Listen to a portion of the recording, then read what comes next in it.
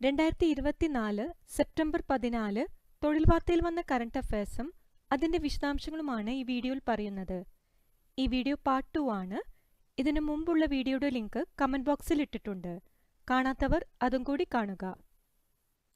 ചൊവ്വ ഗ്രഹത്തിലെ പാറകൾക്കുള്ളിൽ ദ്രാവക ജലത്തിന്റെ സാന്നിധ്യം കണ്ടെത്തി.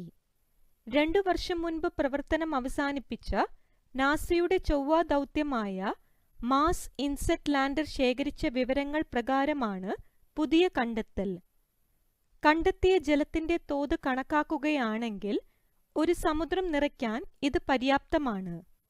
അങ്ങനെയെങ്കിൽ അത്തരം ജലശേഖരത്തിൽ ജീവന്റെ സാന്നിധ്യവും ശാസ്ത്രലോകം തള്ളിക്കളയുന്നില്ല.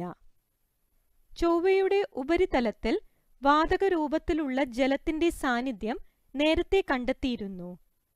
ചൊവ്വയുടെ ഉപരിതലത്തിൽ നിന്ന് 11 മുതൽ